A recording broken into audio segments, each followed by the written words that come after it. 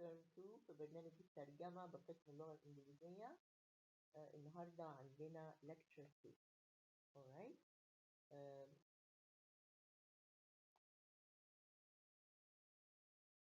We're going to talk now about sentences with more than one clause.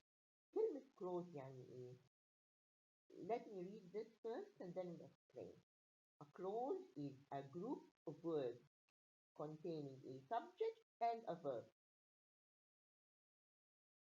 يعني ايه؟ انا عندي مجموعة كلمات لازم يكون فيها فاعل وفعل. Many sentences have more than one clause. طبعا يعني في جمل طويلة. I have more than one clause, but each clause has a subject and a verb. You need to know the subject and the verb in every clause. لازم أعرف في كل جملة فين السبجكت وفين الverb. A connector رابط is used to connect two clauses. The connector used depends on the meaning or the relation between the two clauses. الكونكتور اللي بستعمله ده يعني بيختلف، وده بيعتمد على المعنى أو العلاقة اللي بين التو clauses. Number 6 انتوا عارفين يعني there are a number of skills that we do each time we meet. يعني this is skill number 6. In your book, you're going to find that this is skill number 6. Type. Use coordinate connectors correctly. يعني ايه بقى coordinate connectors؟ انتوا عارفين احنا قلنا every clause has a subject and a verb. And the clause that has a subject and a verb and has a meaning ليها كده معنى لوحدها دي بنقول عليها simple clause أو simple sentence. The connector chosen depends on the relation. بيعتمد على العلاقة between the two clauses. The connector may express addition إضافة, contradiction التعارض أو التضاد, or result أو نتيجة. Before the connector which introduces the second clause a comma is used. بصوا طبعا انتوا عارفين الكوما والفول ستوب وكده. طيب all this is called punctuation. علامات الترقيم. Punctuation in English is very important because sometimes it can change the meaning of sentences or the meaning of a whole passage. طيب تعالوا نبص على الجمل دي. Nadia is cooking and Ahmed is cleaning. طيب أنا عندي Nadia is cooking. Nadia is cooking. This is Nadia subject is cooking verb. Ahmed is cleaning برضو. Ahmed subject and is cleaning is a verb. طيب and you have the connector. Before the connector you have a comma. This is very important. ليه هنا بس بختار and؟ لأن أنا بضيف. نادية بتطبخ وأحمد بينظف. طيب لكن لما أقول نادية is short but أحمد is tall. خدوا بالكم. نادية is the subject. is ده إيه؟ الفعل. It's the verb. Short, this is the complement of the verb. What completes the verb. اللي بيكمل الفعل. لأن is ده ملهوش معنى. وقلت لكم قبل كده في المحاضرة الأولى إن يعني في الإنجليزي مفيش حاجة اسمها جملة اسمية. يعني معرفش أقول نادية شورت. لا. زي ما بنقول يعني أو معنى الجملة دي نادية شورت يعني نادية قصيرة. أحمد طويل. لكن لازم يبقى فيه فعل is. واللي جاي بعد verb to be is the complement. The complement دي جاية من كلمة complete اللي بيكمل الفعل. طيب نادية. طيب أنا ليه هنا اخترت but؟ لأن there is contradiction في تعارض. لو كان نادية is short and أحمد is short too هقول and بضيف. لكن هنا لما يبقى في تعارض بستعمل but. نادية is short but أحمد is tall. طيب Nadia must go to the bank or Ahmed will do it. هنا في بديل. نادية هتروح البنك يا إما أحمد هو اللي هيروح. Nadia shouted so Ahmed left. So دي بتعبر عن إيه؟ This is a result, an effect. بقول so. Nadia shouted. النتيجة دي أحمد left. So أحمد left. طيب. أحمد is upset. زعلان. Yet ومع هذا برضو تعارض. He will come back. طيب. Coordinate connectors are and, but, or, so, and yet. خدوا بالكم ان ال coordinate connectors انا بستعملهم مع ايه؟ بستعملهم to connect two sentences that can stand alone. يعني ايه؟ يعني انا ممكن اقول نادية is cooking, احمد is cleaning. نادية is short, احمد is tall. نادية shouted, احمد left. طيب وبستعمل الرابط ده to connect two simple sentences. كل واحدة منهم لوحدها ممكن يبقى ليها معنى. بقول الكلام ده ليه؟ Because we are going to have clauses that may not have a meaning by themselves. ممكن يبقى عندنا بعد كده clauses هنشوفها دلوقتي مش شرط ان يبقى ليهم معنى لوحدهم. They depend on something else to give them meaning. معلش سي دي المفروض انها later ناقصة اي. طيب عندي then, so, later, next. طيب here I need a connector. Only one of those is a connector اللي هي ايه؟ B. So it rained heavily. So نتيجة the electricity went out. طيب تعالوا بقى نعمل exercise 6 on this skill. Each sentence contains more than one clause. Underline the subject once and the verbs twice. Circle the connector and indicate if the sentence is correct or incorrect. انتوا عارفين في الكتاب يعني you have in each exercise you have 10 items, 10 sentences. But in this televised part we only do 5 sentences. In your book you have the exercises and at the end of every unit you have the answer key اللي بيشرح ليه ده صح وليه ده غلط. طيب تعالوا نشوف أول واحدة. يعني the first 2 sentences are done for you.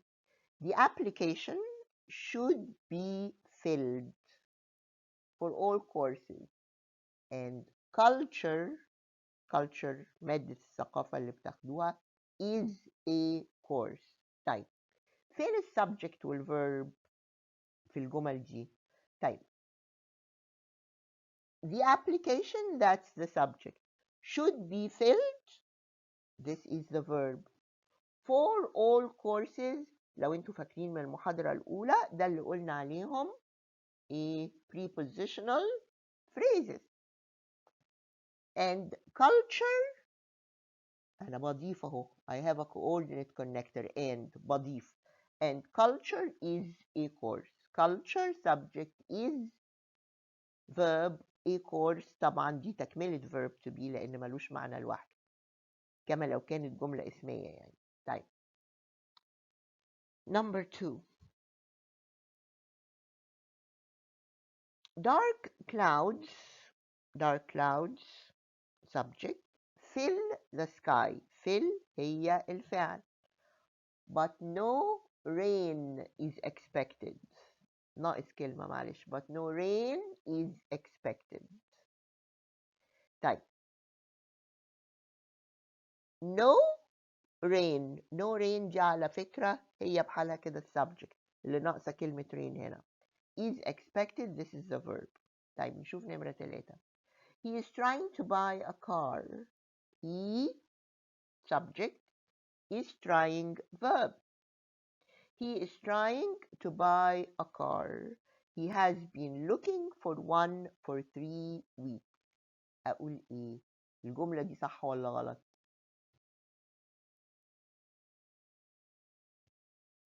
أنا عندي أهو he who is trying, this is one clause. وبعدين he has been looking for one يعني for a car for 3 weeks. الجملة دي ناقصة إيه؟ دي ناقصة connector. فممكن أقول إيه؟ ممكن أقول حاجتين. He is trying to buy a car so he has been looking. النتيجة بقى يا إما أقول and. الاتنين ينفعوا. ممكن إضافة وممكن result. So the book was out of print. I had to photocopy it. طبعا so هي الconnector. The connector comes to connect after the first clause to connect it to another clause. فهقول إيه؟ The book was out of print, comma, so I had to photocopy it. طيب يبقى الجملة دي برضو كانت غلط. The professor will give a written exam or she may ask for a term paper. يا إما هتطلب، يا إما هتدي امتحان مكتوب، يا إما هتطلب بحث a term paper. طيب أنا عندي هنا بتكلم على بديلين، يا كذا يا كذا، يبقى or هي الكونكتور الصح. يبقى جملة 5 دي نمرة 5 هي اللي صح. طيب تعالوا نشوف skill number 7. طيب adverb time and cause connectors. طيب أنا هنا عندي clauses، هتكلم هنا على clauses which are adverb clauses. إيه ال adverb clauses دي بقى؟ of time and of cause. طيب adverb time clauses answer the question when. يعني لو أنا عندي جملة and the clause answers the question when يبقى دي an adverb time clause. لو عندي clause that answers the question why يبقى this is an adverb cause clause. right? طيب تعالوا نشوف الجمل دي. The lecture started before I arrived. يبقى before I arrived دي ايه؟ مش أنا the lecture started ادي clause. Before I arrived دي another clause وعندي before. طيب ينفع إن أنا أقول before I arrived وتبقى لوحدها؟ تنفع يعني تدي معنى؟ لا. فهنا أنا بقول إن أنا عندي a clause which is the main clause الكلوز الرئيسية، و before I arrived دي الكلوز اللي بنقول عليها احنا بنقول main و subordinate أو بنقول dependent بتعتمد على نفسها سوري ما بتعتمدش على نفسها and independent بتعتمد على نفسها. طيب the lecture started دي independent لكن ما ينفعش أقول before I arrived. Before I arrived is a dependent clause. dependent يعني بتعتمد على إيه؟ على الكلوز اللي قبلها عشان يبقى ليها معنى. طيب الcause I missed the lecture because I was late. يبقى because I was late this is a clause that answers the question why. Why did you miss the lecture? Because I was late. When did the lecture start? Before I arrived. طيب this is one pattern of adverb clauses in English. لأن عندنا adverb clauses كتير قوي. The clause which is introduced with the connector is the adverb clause اللي هي before I arrived أو because I was late. If it comes in the middle of the sentence we do not use a comma. زي اللي عندنا دول. مفيش comma. The other pattern is when it comes at the beginning of the sentence with a ممكن في الإنجليزي and in this case we use a comma after the adverb clause. ليه؟ لأن ال adverb clause is not the main clause, is not the independent clause، ما هياش الجملة المستقلة. يعني لو أنا قلت مثلا because I was late I missed the lecture. because I was late دي خارج عن الكلام الأساسي اللي عندي I missed the lecture. يبقى لما هقول الكلاوز دي في الأول لازم أفصلها بكما عن الكلاوز الأساسية. يبقى before I arrived, comma, the lecture started. Because I was late, I missed, comma برضو I missed the lecture. طيب ايه ال adverb time connectors؟ كل الحاجات دي refer to time. يعني لو قلت after, as soon as, once, when, as, before, since, whenever, as long as, by the time, until, while، كل الكلمات دي are adverb of time connectors, right؟ مش بس when. طيب adverb cause connectors as، عارفين ان ساعات نستعمل as بمعنى because. لما اقول مثلا I missed the lecture as I was late. as بنفس معنى because، كل دول بنفس معنى because ممكن استعملهم. as و now that because since و in as much as. alright, these are adverb cause connectors. طيب نعمل مع بعض exercise 7. Each sentence contains more than one clause. Underline the subjects once and the verbs twice. Circle the connectors هنقولها and indicate if the sentence is correct ناقصة is or incorrect. طيب أول واحدة معمولة هي is correct. Since school finished an hour ago. Since هنا بمعنى because. Since school finished an hour ago, comma, children still at school اللي موجودين في المدرسة need to be picked up. لازم حد ياخدهم. طيب ال adverb clause هي ايه؟ Since school finished an hour ago. Because school finished an hour ago. دي جت في الأول الجملة يبقى هيبقى فيه comma. طيب نشوف الجملة اللي بعد كده اللي المفروض إنها غلط أهي. Their families were investigated. اتحقق مع عائلتهم. Before were admitted to the أو investigated هنا يعني مش اتحقق معاهم، يعني حصل بحث عنهم يعني. Their families were investigated before were admitted to their jobs. طيب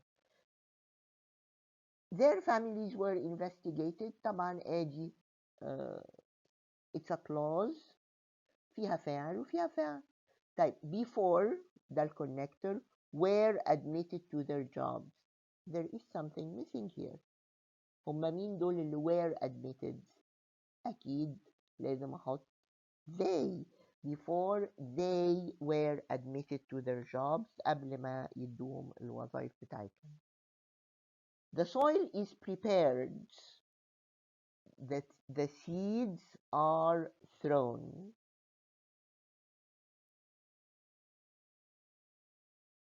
طيب أنا أولا الجملة دي غلط. نشوفها طيب غلط ليه. The soil is prepared وعندي comma. The seeds are thrown بيبذروا الحبوب بتتبذر يعني. طيب ما دام في comma يبقى الجملة اللي في الأول دي هي إيه؟ أو الكلوز اللي في الأول دي هي إيه؟ The dependent clause. اللي ناقصة إيه؟ اللي ناقصة connector.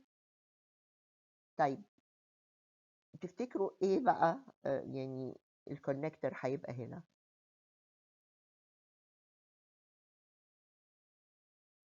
هو مش بيحصل الأول إن هما الأرض تعد وبعدين يبذروا الحبوب؟ يبقى إيه؟ After the soil is prepared, the seeds are thrown. طبعا لو كانت after the soil is prepared جت في الآخر ما كانش هيبقى عندي comma. كنت هقول the seeds are thrown after the soil is prepared. طيب.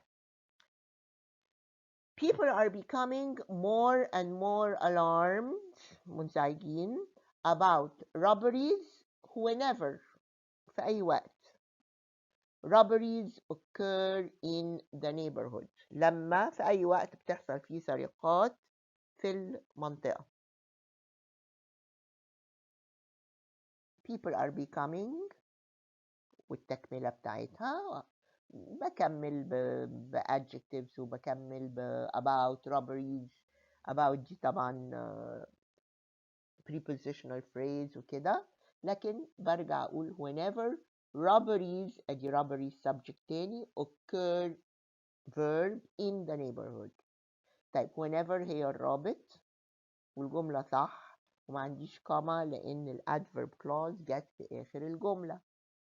طيب we can start the lecture now that it is 1:05. Now that يعني because it is 1:05. طيب لو كنت قلت now that it is 1:05 يبقى لازم أحط كوما. We can start the lecture. Alright. طيب نشوف 8.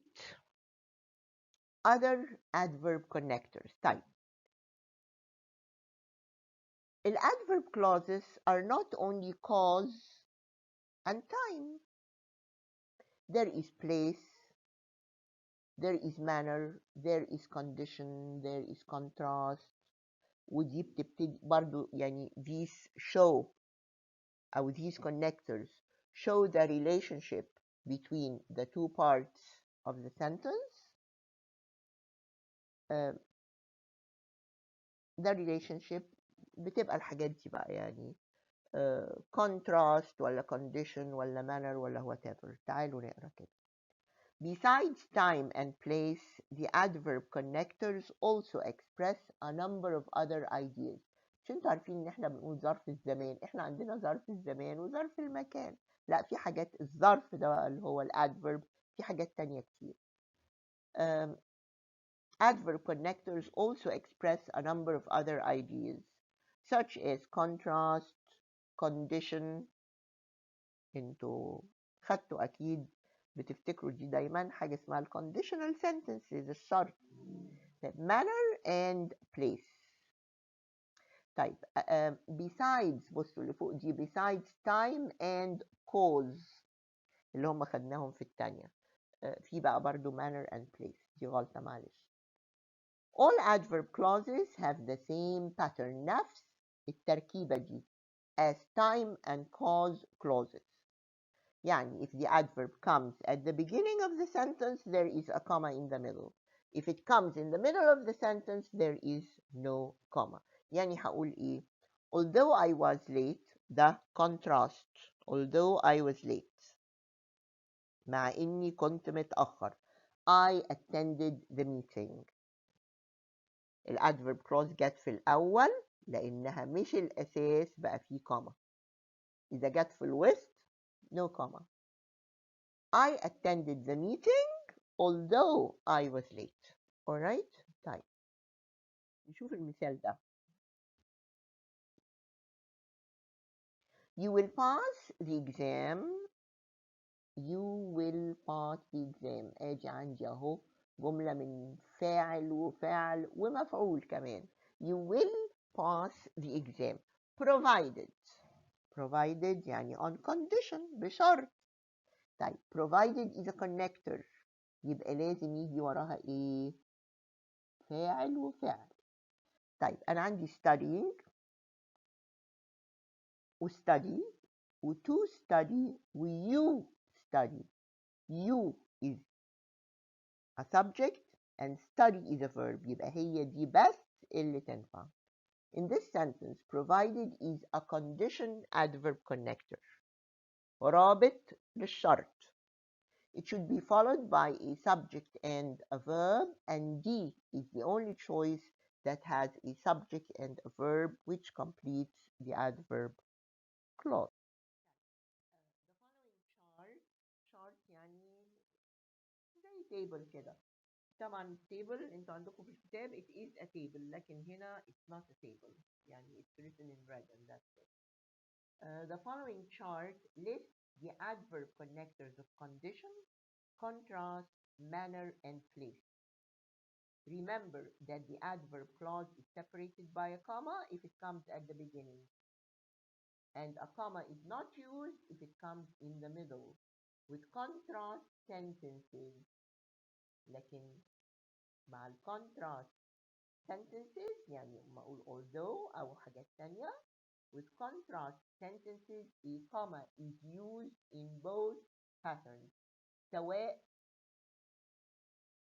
الادverb clause of contrast جت في أول جملة أو في الوسط there is always a comma.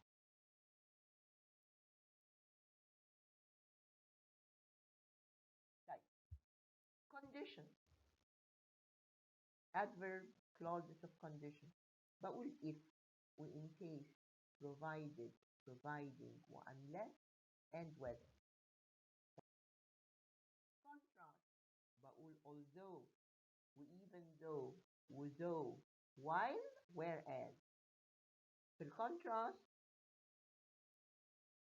جملة الادverb أو the adverb clause جت في الأول جت في الآخر there is always a comma to separate it from the independent clause in our sentence. طيب manner بقول as و in that place where أو wherever. Note, a comma is often used in the middle of the sentence with a contrast connector. ما ننساش ده. يعني ما أقول the Smith family arrived at 2 while the Jones family ده while هنا خدوا بالكم and while يعني ما أقول مثلا she was studying while I was reading. while I was reading هتبقى time connected while. لكن هنا بقول يعني دول وصلوا بدري whereas أو while بنفس المعنى. whereas أو while the Jones family arrived an hour later. but while هنا معناها تضاد. alright. طيب نعمل exercise 8 مع بعض. Each of the following sentences contains more than one clause. Underline the subject once and the verb twice, circle the connectors, and indicate if the sentence is correct or incorrect. Type. You cannot get the job. You cannot get فعل وفعل if you have no experience. If is a condition connector you subject to have verb. الجملة دي صح. طيب the captain gave strict orders. أعطى أوامر مشددة. The sailors did not obey.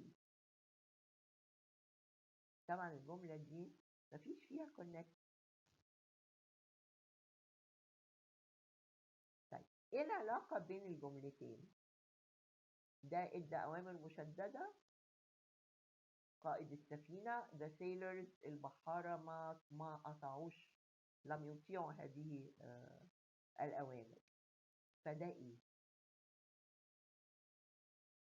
أكيد ده contrast. هقول the captain gave strict orders although the sailors did not obey. Right. No one is admitted to the program unless one the requirement.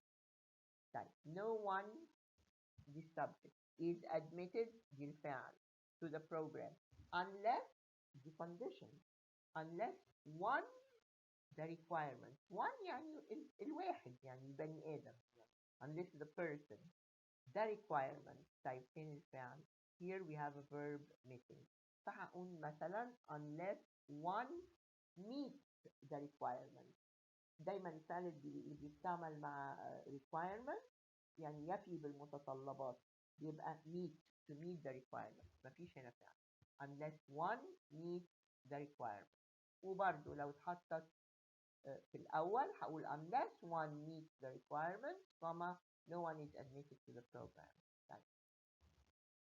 While most passengers came on time, some were delayed because of the traffic. طيب while هنا دي يعني is it time or contrast? It's contrast. While most passengers came on time, طبعا some passengers some هتبقى الفاعل were delayed الفعل because of the traffic. وبرضه لأن دي contrast جت في الأول جت في الآخر there is always comma. I will take you wherever need to go. طيب wherever دي a place connected. Where will you take me? فهقول wherever need to go. Need wherever need هو مين ده اللي need يبقى هو here is يعني a subject is missing. I will take you wherever you need to go. alright. طيب تعالوا نشوف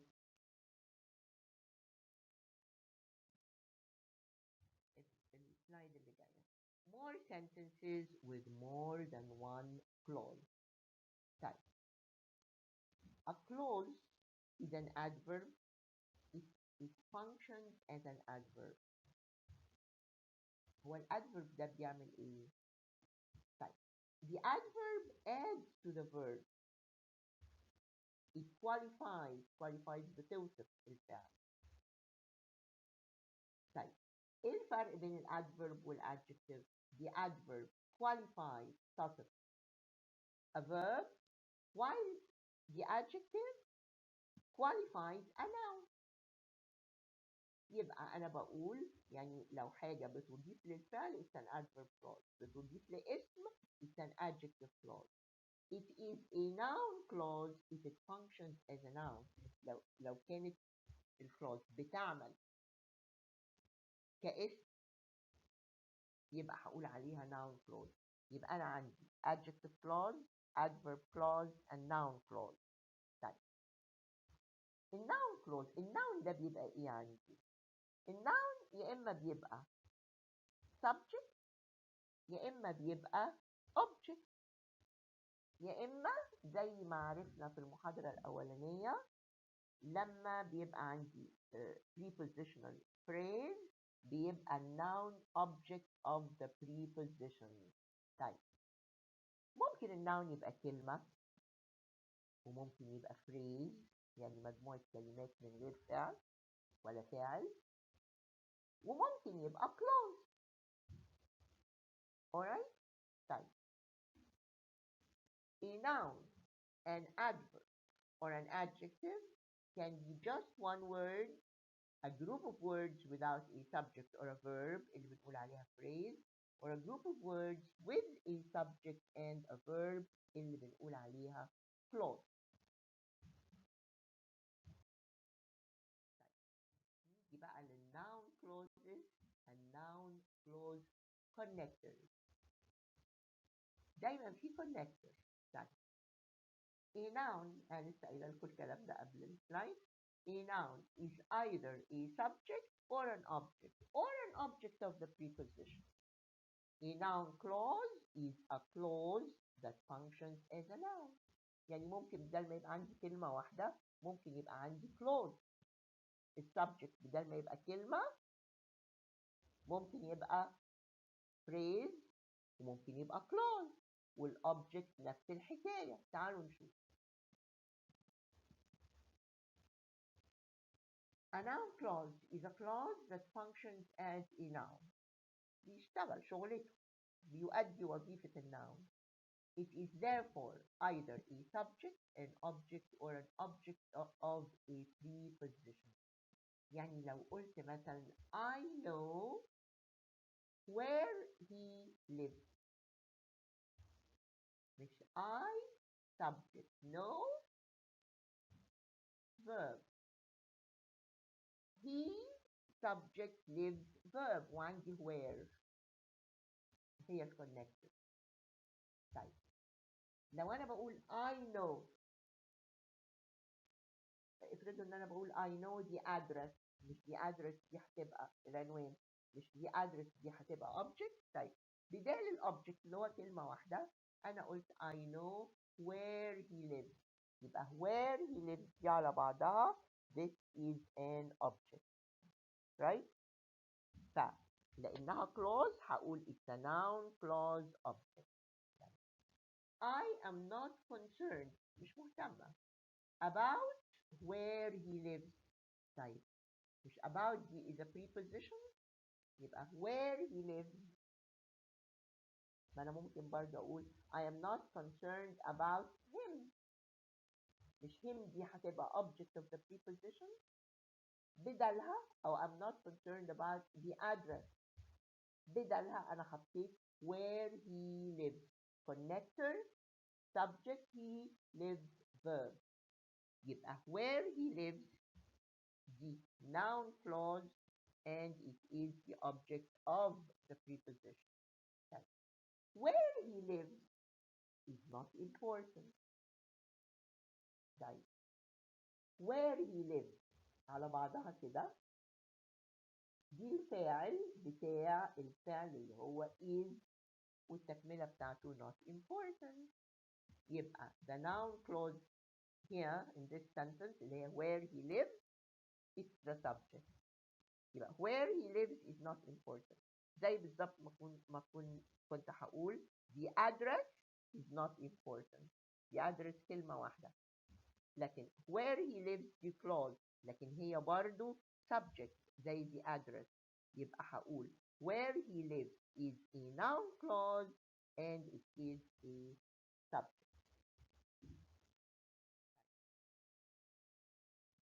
Where changes the clause he lives into a noun clause that occupies the position of either an object or an object of a preposition or a subject. Where he lives دي مرة استعملتها كفاعل ومرة استعملتها كobject. Where he lives is not important، أنا هنا استعملتها كفاعل. I don't know where he lives استعملتها هنا كمفعول. و I'm not concerned about where he lives. About is a preposition، يبقى where he lives is object of a preposition. طيب do not confuse ما تلخبطوش clause connectors common to both noun and adverb clauses. يعني ما نلخبطش الكونكتورز اللي هي ممكن نلاقيها في adverb clause زي where و when، وممكن نلاقيها في noun clause. هنا يعني أنا بشوف الكلوز دي محطوطة في مكان إيه، لأن ممكن برضو نفس الكلمات دول where و when ممكن استعملهم في adjective clauses، وهنشوف لما نتكلم عن adjective clauses. يعني لو أنا بقول مثلا this is the house where he lives. طيب مش where he lives دي بتوصف كلمة house اللي هي noun، يبقى هقول it's an adjective clause. أنا بشوف الوظيفة اللي بتؤديها الكلوز دي. إذا كانت noun هتبقى noun، إذا كانت adjective هتبقى adjective، إذا كانت adverb هتبقى adverb. طيب always consider the position of the clause. اخد بالي من مكان الكلوز whether it occupies the position of a noun in the sentence or the position of an adverb adding to or qualifying the verb. لأن يعني the adverb adds to or qualifies the verb أو إذا كانت noun. طيب إيه بقى noun clause connectors؟ اللي هي what when where كل دي connectors. why how whatever whenever whether if و that. طيب noun clause as object. لما هقول I know subject and verb. What you did. What is the noun connector? You subject, this verb. طيب noun clause as subject. What you did was wrong. Alright? يبقى what you did this subject بتاعت was wrong. و I know الobject بتاعها what you did. Alright? طيب نعمل مع بعض exercise 9. برضو هنعمل نفس الحكاية. Underline the subject and the verb. طيب when the election starts depends on security measures. when يعني موعد امتى الانتخابات تبتدي بيعتمد على الإجراءات الأمنية. Right?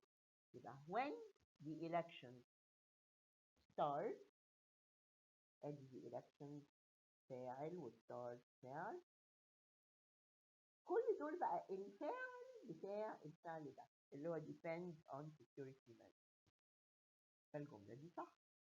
The book how sentences are structured. The book فين الفعل؟ We don't have a verb.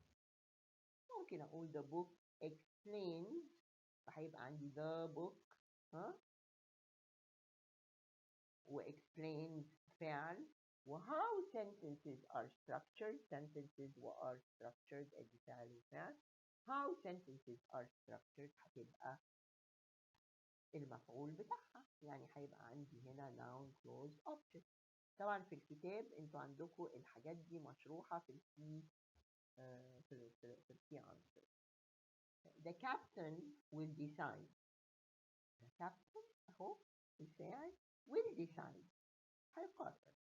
If the player is included in the team إذا كان اللاعب ده هيضموه للفريق. طيب مش أنا هنا بقول what will the captain decide؟ يبقى الإجابة هتبقى إيه؟ object مفهوم. The captain will decide فعل وفعل أهو.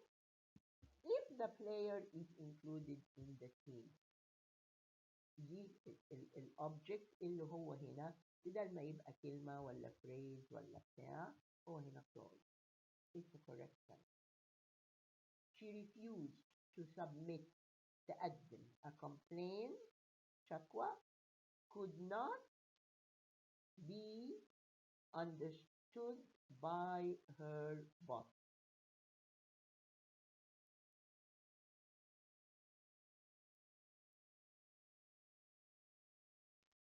She refused to submit a complaint. مش ده هنا عندي she refused فعل وفعل. طيب وفي كمان مفعول اللي هو a complaint could not be understood. كل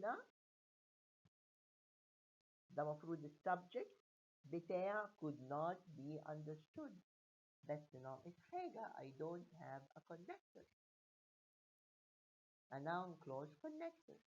فممكن أقول إيه why she refused to submit a complaint ليه هي رفضت تقدم شكوى ماله بقى could not be understood by her boss دي حاجة ما فهمهاش رئيسها في العمل. Talked about how we should write the paper. طيب أنا عندي about وجاي بعديها how we should write the paper. Noun clause أهي دي طبعا is the object of the preposition about. لكن أنا عندي talk ما فيش معاها subject فممكن أقول إيه he talked about how we should write the paper. Alright he, subject, talk, verb, about, preposition. والclause اللي جايه دي الnoun clause اللي جايه دي كلها is the object of the preposition.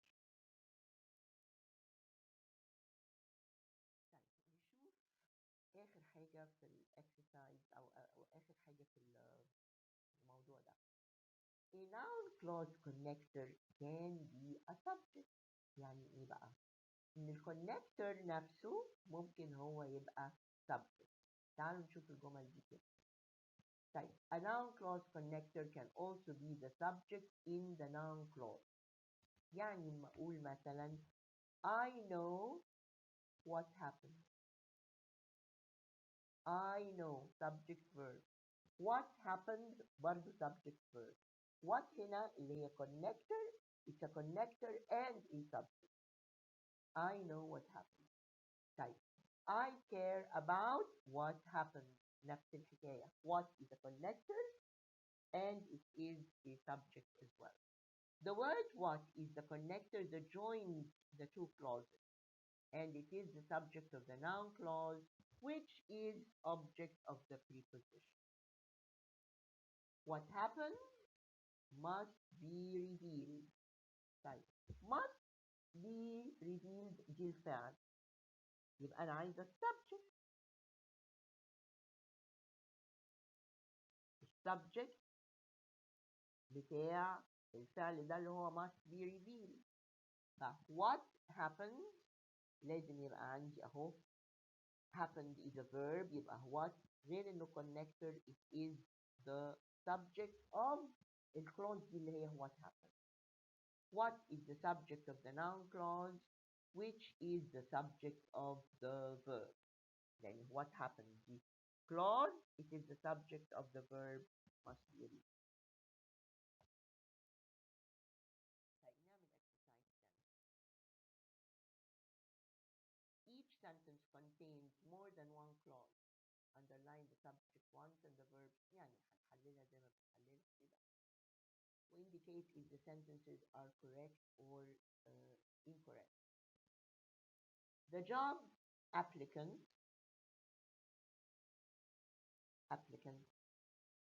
ده مفروض الفاعل subject was able to reply to whatever was asked. To reply to whatever was asked.